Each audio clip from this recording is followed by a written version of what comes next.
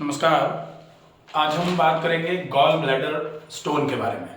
तो सबसे पहले हम ये जानें कि गॉल ब्लैडर में स्टोन जो हो रहे हैं वो अगर 4 mm तक का है तो उसको नेचुरोपैथी में एक थेरेपी होती है, गॉल स्टोन थेरेपी।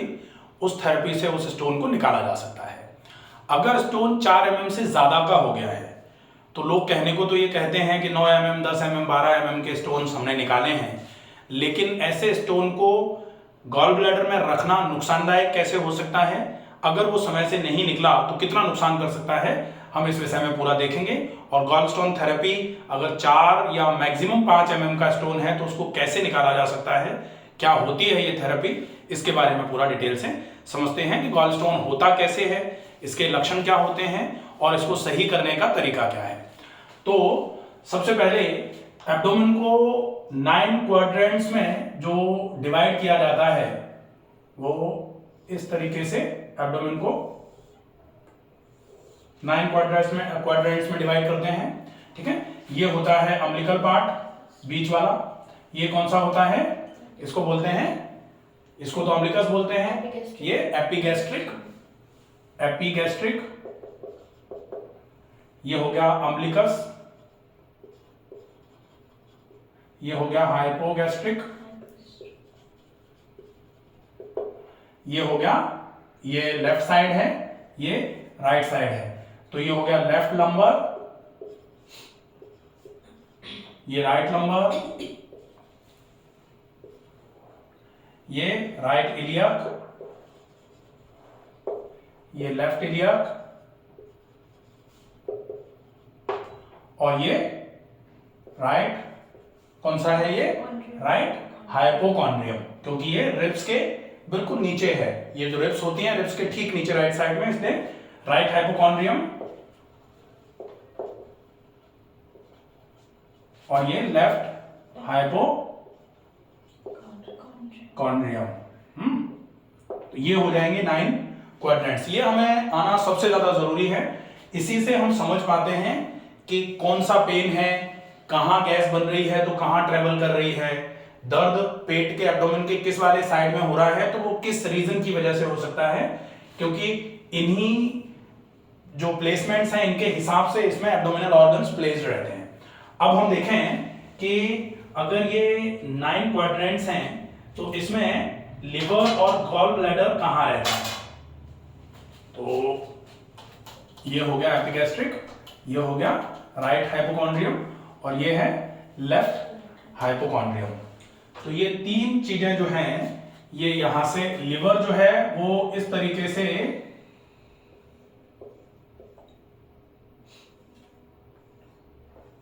ऐसे करके ये लिवर है, ठीक है, और जो स्टमक आ रहा है वो यहां से इस तरीके से चलेगा और ऐसे करके फैलते हुए यहां इस तरीके से आएगा स्टमक।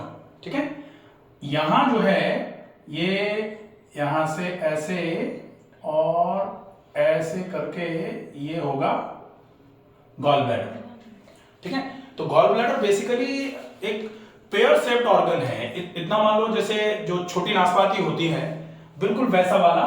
और ये जो है ये प्लेस्ड कैसे है, इसका प्लेसमेंट जो है वो यहां से, जैसे इसको अगर काट देते हैं और माइक्रोस्कोप में देखते हैं तो इसका प्लेसमेंट कुछ इस तरीके से है, ऐसे आया है, ऐसे ऐसे ऐसे ऐसे, और ये यहां से ये तो हो जाएगी जो लिवर से बाइल, जो लिवर बनाता है वो बाइल गॉल ब्लैडर में आके इकट्ठा होगा, और यहां से जब बाइल की जरूरत पड़ेगी तो ये बाइल यहां बाइल डक्ट से होते हुए जो डियोडेनल पार्ट है हमारा उस पर चला जाएगा।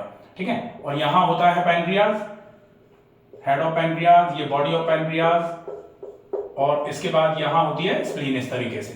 ठीक है, तो अब यहां से पैनक्रियाटिक डक्ट आती है, दोनों डक्ट्स मिलकर के यहां डियोडेनम में इस तरीके से खुलती हैं।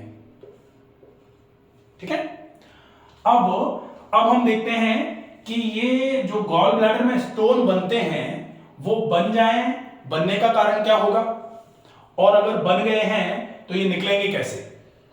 बनने का कारण क्या है कि गॉल ब्लैडर में अगर स्टोन बन रहा है तो उसके बनने का कारण है, पहला सबसे बड़ा कारण होता है डिहाइड्रेशन।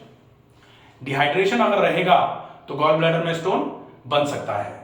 दूसरा लैक ऑफ एक्टिविटीज, अगर ब्लड सर्कुलेशन प्रॉपर नहीं रहेगा तो गॉल ब्लैडर में स्टोन बन सकता है। हाइपर कोलेस्ट्रोलिमिया, अगर कोलेस्ट्रॉल लेवल्स ज्यादा रहेंगे तो गॉल ब्लैडर में स्टोन बनने के चांसेस ज्यादा हो जाते हैं।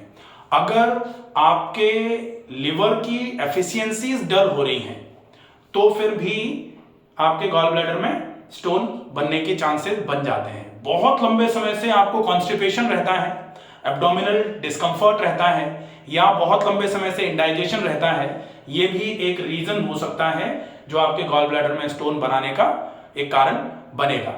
गॉल ब्लैडर के स्टोन्स जो हैं ये 3 प्रकार के होते हैं बेसिकली। पहला होता है कोलेस्ट्रॉल स्टोन्स, जो कोलेस्ट्रॉल से बनते हैं। दूसरा होता है पिगमेंट स्टोन, पिगमेंट स्टोन जो होते हैं ये पिगमेंट से बनते हैं, हाँ। और तीसरा होता है मिक्स्ड, जिसमें गॉल ब्लैडर में जो स्टोन बनते हैं वो कोलेस्ट्रॉल के भी हो सकते हैं, पिगमेंट्स के भी हो सकते हैं, उसमें ऑक्सैलिक एसिड भी पार्टिसिपेट कर सकता है, ठीक है। तो ये मिक्स टाइप ऑफ स्टोन्स बोले जाते हैं। अब हम देखें कि जो गॉल ब्लैडर में स्टोन बन रहे हैं उन स्टोन के बनने का बेसिक कारण जो होता है कि किस तरीके से बन रहा है। तो यहां से जो लिवर है, लिवर का बेसिक काम क्या है? बाइल का सिक्रेशन, लिवर का ये काम है। एक तो बाइल का सिक्रेशन, दूसरा मेटाबॉलिक एक्टिविटीज। तो लिवर का जो काम है बाइल का सिक्रेशन, बाइल की आवश्यकता कहां होती है? फैट के ब्रेकडाउन, हाँ, फैट के ब्रेकडाउन में, फैट के डाइजेशन। तो फैट के डाइजेशन के लिए बाइल की जरूरत है। तो हम यहां अगर गॉल स्टोन पढ़ रहे हैं तो गॉल स्टोन में हमें लिवर का केवल एक फंक्शन जो बाइल का सिक्रेशन है वो पढ़ रहे हैं हम। बाइल यहां से बन करके और यहां से होते हुए ऐसे आके यहां इसमें गॉल ब्लैडर में स्टोर होता है, ऐसे आया और स्टोर हो गया। अब जैसे ही यहां आके बाइल स्टोर होगा तो यहां बाइल का सॉलिडिफिकेशन होता है, माइल्ड सॉलिडिफिकेशन।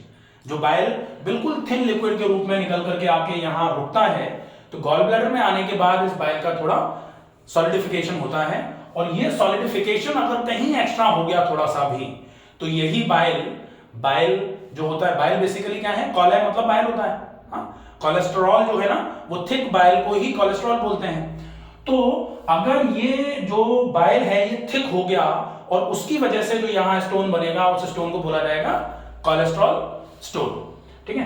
तो ये कोलेस्ट्रॉल स्टोन बन गया। अब अगर मान लो बिलिरुबिन, बिलिवर्डिन ये जो है ये अगर कहीं बहुत ज्यादा मात्रा में पहुंचे और ये आकर के यहां थिक होकर के रुकना चालू हो गए तो इसकी वजह से बनेगा पिगमेंट स्टोन, ठीक है। और अगर पिगमेंट और बाइल दोनों ही सॉलिड हो रहे थे, दोनों की वजह से स्टोन बनेगा, उसको बोला जाएगा मिक्स टाइप ऑफ स्टोन। अब सामान्य तौर पर होता क्या है कि यहां जैसे ही बाइल आके इकट्ठा हुआ, हमने यहां से खाना खाया, खाने में मान लेते हैं फैट खाया और प्रोटीन खाई और कार्बोहाइड्रेट खाया। अब कार्बोहाइड्रेट और प्रोटीन के लिए जो भी एंजाइम्स हैं वो निकल करके आए, वो कार्बोहाइड्रेट प्रोटीन का डाइजेशन करा रहे हैं। जो फैट का डाइजेशन है वो लाइपेज भी कराता है, लाइपेज भी निकल के आया, लेकिन ये पैनक्रियास से निकलेगा, हाँ, एक्सोक्राइन पार्ट ऑफ पैनक्रियास से। लेकिन यहां से जो बाइल है इसकी भी फैट के ब्रेकडाउन के लिए आवश्यकता होगी। तो बाइल फिर क्या होगा, यहां से जैसे ही फैट यहां पहुंचेगा इंटेस्टाइन में, यहां से जो गॉल ब्लैडर है वो इस तरीके से कॉन्ट्रैक्ट होगा, ऐसे करके कॉन्ट्रैक्ट होगा ऐसे। तो ये बाइल जो भरा हुआ है वो यहां से होते हुए, बाइल डक्ट से होते हुए यहां तक आएगा और यहां डिओडिनम के इस वाले पार्ट में बाइल पोर हो जाएगा।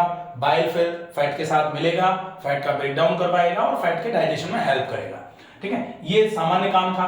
लेकिन जब गॉल ब्लैडर की ये मसल्स किसी भी रीजन की वजह से वीक होना चालू हो जाती हैं तो ये बाइल जो है पूरे तरीके से यहां से निकलना भी कम हो जाता है। तो एक रीजन ये भी हो सकता है कि अगर कॉलिसिस्टाइटिस हुई है तो कॉलिसिस्टाइटिस के केस में क्या होगा, गॉल ब्लैडर की मसल, कॉलिसिस्टाइटिस मतलब inflammation of gall bladder, gall bladder के इनर ल्यूमन जो है उसमें इन्फ्लेमेशन हो जाना। और वो अगर हो जाता है कॉलिसिस्टाइटिस ड्यू टू एनी रीजन हुआ था, लेकिन उस कॉलिसिस्टाइटिस की वजह से जो मस्कुलर एक्टिविटी थी वो वीक हो गई और उसकी वजह से धीरे धीरे करके बाइल यहां इकट्ठा होता रहा और सॉलिड बाइल होकर के उसने स्टोन बना दिया। एक रीजन ये भी हो सकता है। बाकी सामान्य तौर पर क्या होता है, कॉलिसिस्टाइटिस कब होती है, जब स्टोन यहां बन जाता है। अब स्टोन बना हुआ है और बार बार करके ये गॉल ब्लैडर इस तरीके से, बार बार हम फैट खा रहे हैं, बार बार गॉल ब्लैडर इस तरीके से कॉन्ट्रैक्ट हो रहा है, तो बार बार स्टोन जो है ना वो ल्यूमन में स्क्रैच मार रहा है, तो बार बार स्क्रैच मारेगा ल्यूमन में, तो ल्यूमन में इन्फ्लेमेशन हो जाएगा, उस इन्फ्लेमेशन को कॉलेसिस्टाइटिस बोला जाता है। तो स्टोन को बनाने का काम कॉलेसिस्टाइटिस कर सकती है या फिर स्टोन कॉलेसिस्टाइटिस करा सकता है, ये दोनों ही चीजें एक दूसरे की पूरक मानी जाती है। ठीक है, तो ये हो जाएगा। अब इसमें हम देखते हैं कि गॉल ब्लैडर में स्टोन अगर बन गया तो सामान्य तौर पर डॉक्टर ये क्यों कहते हैं कि गॉल ब्लैडर का स्टोन निकलेगा नहीं। अगर गॉल ब्लैडर का स्टोन निकलेगा नहीं तो क्यों नहीं निकलेगा, क्योंकि गॉल ब्लैडर की ये नेक जो है ये मान लेते हैं, माना कि 4 mm इसका डायमीटर है, नेक जो नेक पार्ट ऐसे बना लेते हैं, ऐसे और ऐसे, ये मान लेते हैं गॉल ब्लैडर ये है। अब ये वाला जो पार्ट है ये है 4 mm। अब अगर ये 4 mm है और पत्थर बन गया 14 mm का, तो भाई 14 mm का पत्थर अगर मान लो एक गागर है मिट्टी की, उस मिट्टी की गागर में जैसे मान लो ये बॉटल है, इस बॉटल में अगर हमने इस नेक से ज्यादा बड़ा कुछ डाल दिया, ये डालेंगे कैसे, डाल तो सकते ही नहीं, क्योंकि जो ज्यादा बड़ा है वो यहीं रुक जाएगा, जाएगा ही नहीं। लेकिन अगर मान लो हमने कुछ ऐसे डालते गए और यहां जाके वो मिल करके बड़ा हो गया इस नेक से, इस डायमीटर से, तो फिर जब हम इस बॉटल को ऐसे करके हिलाएंगे तो वो यहां बजेगा जरूर लेकिन निकल करके बाहर नहीं आ पाएगा। तो ठीक ऐसा ही गॉल ब्लैडर के स्टोन के साथ होता है कि गॉल ब्लैडर के स्टोन का साइज अगर इतना हो गया है तो गॉल ब्लैडर का स्टोन यहां आता है, यहां टकराता है और फिर नीचे गिर जाता है। ठीक है, यहां से निकल के बाहर नहीं आ पा रहा है। अगर बाहर आना है इसको तो बाहर कब आ पाएगा, जब साइज को हम 4 mm तक लेके आ पाए।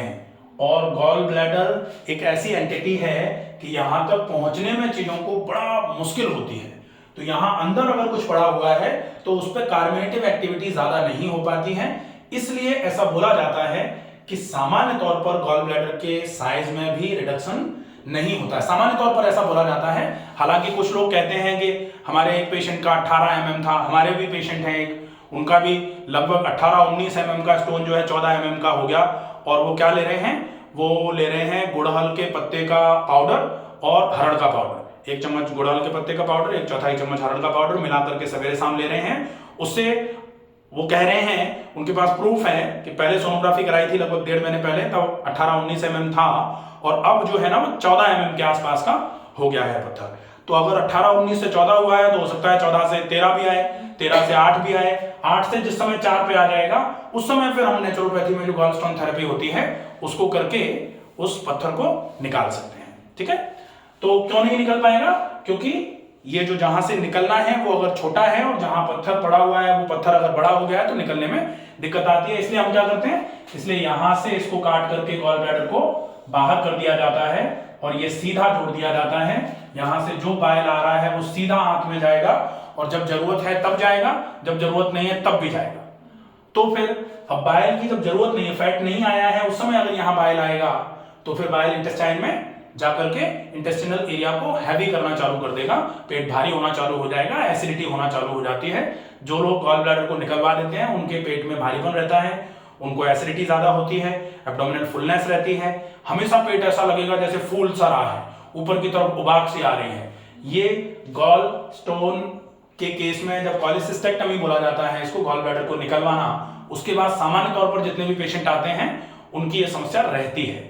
ठीक है, अब हम देखें कि गॉल ब्लैडर स्टोन हो गया और मान लेते हैं साइज हमारा तो 14 mm है, 14 mm है, या मान लेते हैं 8 mm है, या 6 mm से लेकर के 14 mm तक का है, या 6 से जब मान नहीं है तो 6 से लेकर के 18 mm तक का मान लेते हैं। अब ये अगर साइज है तो 6 mm का है तो हम पेशेंट को थोड़ा होप दे सकते हैं कि भाई महीने 2 महीने अगर फॉलोअप करेंगे तो 6 mm से ये 4 mm पे चला जाएगा, फिर गॉल स्टोन थेरेपी करेंगे। और 4 mm के स्टोन तो हमने ही बहुत सारे निकाले गॉल स्टोन थेरेपी से। ठीक है, तो हमें 4 mm तक लेके आना है, जब तक 4 mm तक नहीं आए तब तक रिस्क नहीं लेनी है, क्योंकि 4 mm पर लेके नहीं आ पाए और स्टोन अगर मान लो 6 mm की स्थिति में आकर के यहां आके यहां फंसी गया, अब 8 mm का था तो यहां से लौट जा रहा था नीचे, तो वो ऑब्स्ट्रक्ट नहीं कर रहा था, लेकिन 6 mm का हो गया और यहां आके फंस गया तो फिर क्या होगा, अगर स्टोन आके यहां फंस गया, अब यहां से गॉल ब्लैडर जो लिवर में से जो चीजें बन करके यहां आनी थी गॉल ब्लैडर में जा ही नहीं पाएंगी, अब वो सीधी सीधी यहां आना चालू हो गई। अब अपन ये कह सकते हैं कि गॉल ब्लैडर जब कट जाता है तब भी तो सीधी सीधी आती है, तो प्रॉब्लम क्या है?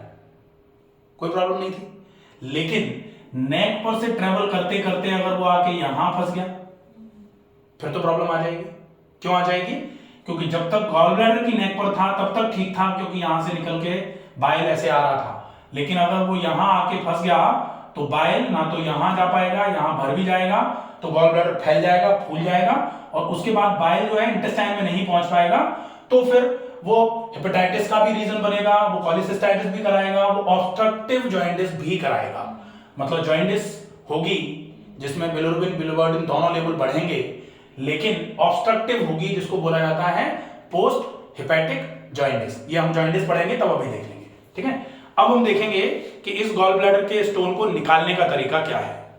निकालने में जो 2-3 अच्छे नुस्खे होते हैं कि जो बिजोरा नींबू आता है जिसमें बिना बीज वाला नींबू होता है वो, और ऑलिव ऑयल, एक चम्मच नींबू का रस, 1 चम्मच ऑलिव ऑयल मिला करके रोज रात को सोने के आधे घंटे पहले अगर हम इसको लेते हैं तो ऐसा माना जाता है, ये कंसिडर किया जाता है कि ये हमारे स्टोन के साइज को कम करेगा।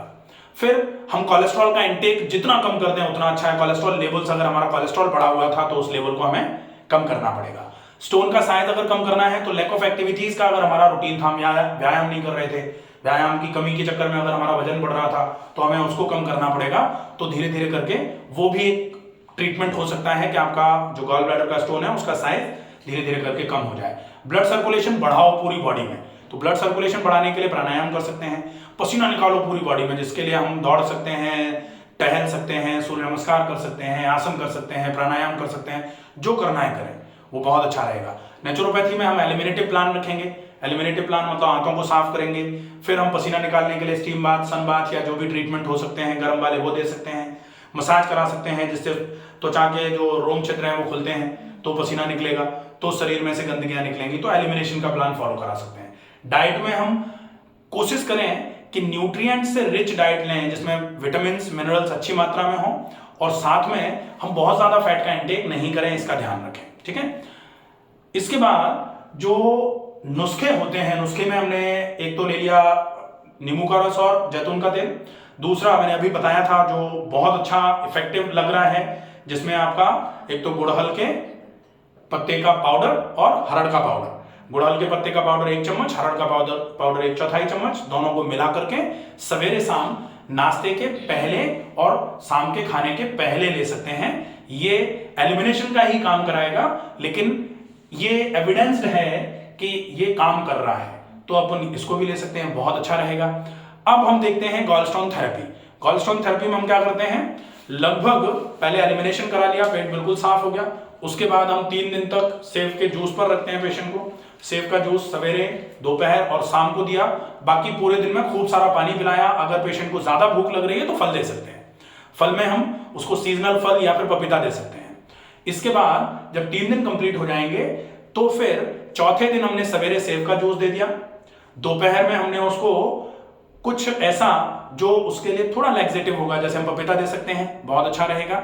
शाम को लगभग 40 से 50 ml जैतून का तेल, लगभग 40 से 50 ml जो नींबू का रस है वो, दोनों मिला करके अलग अलग कटोरी में रख लिया, या फिर मिला सकते हैं दोनों को, अगर मिला के लिया जा सकता है तो, नहीं तो अलग अलग कटोरी में रखा। चम्मच से पहले लिया जैतून का तेल, ऊपर से नींबू का रस, फिर जैतून का तेल, नींबू का रस, जैतून का तेल, नींबू का रस। 30 ml से 50 ml के आसपास दोनों चीजें अपन रख लेंगे। 30 ml जैतून का तेल, 30 ml नींबू का रस से शुरू करके हम 50 ml तक, जैसा पेशेंट अगर ले पाए ज्यादा तो ठीक है, अगर पेशेंट को बाद में दिक्कत आना, जैसे उबाक आ रही है, तो हम 30 ml तक पेशेंट को दे करके उसके बाद रोक देंगे। ये हम 6 बजे के आसपास करा देंगे चौथे दिन शाम को। फिर उसके बाद 8 बजे 1 गिलास गुनगुना पानी, उसमें थोड़ा सा एप्सम सॉल्ट मिला करके, 1 चम्मच एप्सम सॉल्ट, अगर ज्यादा लग रहा है 5 ग्राम के आसपास तो 3 ग्राम एप्सम सॉल्ट 1 गिलास गुनगुने पानी में मिला करके 8 बजे ले लिया, 1 गिलास 10 बजे ले लिया। उसके बाद हम लेट जाएंगे। सवेरे जब हम जागेंगे तो फिर 1 गिलास एप्सम सॉल्ट का पानी हम सवेरे जागते ही पी लेंगे। उसके बाद आधे घंटे तक हमको कुछ खाना पीना नहीं है। अगर 10-15 मिनट के बाद मोशन आ जाता है तो बहुत अच्छी बात है, अगर नहीं आता है तो गुनगुना पानी 1-1 गिलास करके हर 5-7-10 मिनट में 2-3 गिलास पानी पिएंगे। एकदम से लूज स्टूल्स पास होंगे, उसमें जो स्टूल पास करते हैं उसमें छलनी के साथ हमें कमोड पर जाना होता है कि अगर पत्थर निकल के बाहर आए, लूज स्टूल पास होगा तो अगर पत्थर आए तो हम पानी के साथ उस स्टूल को छान करके फिर हम स्टोन को उससे डिप्राइव कर सकते हैं, उसको फिल्टर कर सकते हैं। हमें समझ में आ जाएगा। ग्रीन कलर का स्टूल आ रहा है अगर, तो एक तो इसको लिवर डिटॉक्सिफायर, इस प्रोसेस को लिवर डिटॉक्सिफिकेशन का प्रोसेस भी बोला जाता है, साथ ही इसको गॉलस्टोन थेरेपी भी बोला जा रहा है। तो ये एक बहुत अच्छा सिस्टम है। अगर आप अपने गॉल ब्लैडर को नहीं निकलवाना चाह रहे हैं, कोलेसिस्टेक्टोमी नहीं कराना चाह रहे हैं, तो आप, अगर आपका स्टोन 5 mm से कम साइज का है तो आप ये थेरेपी, लेकिन इसको ये ध्यान में रखना है कि घर पर ट्राई नहीं करेंगे। स्ट्रिक्ट सुपरविजन में होती है थेरेपी। बीच में अगर कहीं कोई प्रॉब्लम आ रही है तो कोई सुपरवाइजर है, कोई जानने वाला है, तो वो आपको कंसर्न प्रॉब्लम अगर हुई है कुछ तो उसको उसके हिसाब से हैंडल करेगा। घर में कर रहे हैं कोई प्रॉब्लम आएगी तो ये होम डूएबल प्रोसेस नहीं है, इसको ध्यान में रखा जाए। होम डूएबल क्या हो सकता है, आप 1 चम्मच जैतून का तेल, 1 चम्मच नींबू का रस रात को सोने के पहले लगातार महीने भर तक ले सकते हो। ये आपके लिवर के लिए क्लीनिंग का काम करेगा, ये आपके पेट को साफ करवाएगा और ये आपके स्टोन के साइज को कम करने का काम कर सकता है। ये बहुत इफेक्टिव प्रोसेस है, ठीक है। तो ये हो जाता है गॉल स्टोन का पूरा फॉर्मुलेशन, किस तरीके से गॉल ब्लैडर में स्टोन बन रहे थे। अच्छा, गॉल ब्लैडर में स्टोन अगर आ गया है तो स्टोन होता यहां है। अब यहां से इसका रूट जो होता है ना वो इस तरीके से बढ़ेगा, यहां से ऐसे ऐसे करके फैलते हुए। गॉल ब्लैडर यहां है, यहां से अगर ये बढ़ेगा तो ऊपर की तरफ आते हुए राइट हाइपोकॉन्ड्रियम से ऊपर की तरफ बढ़ते हुए राइट पूरे चेस्ट में जाएगा, राइट कंधे में पूरे तरफ, राइट स्कैपुला के पीछे पूरा दर्द होगा और हो सकता है हाथ से होते हुए ये पूरे उंगलियों तक भी आ जाए, ठीक है। ये दर्द कभी कभी गर्दन तक भी चला जाता है, पूरी पीठ में रह जाएगा ये दर्द। और ये दर्द कभी कभी ऐसे होकर के लेफ्ट साइड में भी जाएगा, तो कभी कभी ऐसा लगता है कि हार्ट अटैक का पेन, जैसे गैस्ट्रिक पेन होता है ना, बिल्कुल वैसा ही पेन यहाँ भी, क्योंकि गॉल ब्लैडर में स्टोन है तो गैस्ट्राइटिस भी बहुत होती है, गैस्ट्रिक ट्रबल भी बहुत होती है। तो ये पेन ऐसे करके यहां से होते हुए ऐसे भी आएगा, यहां से होते हुए क्लेविकल तक जाएगा।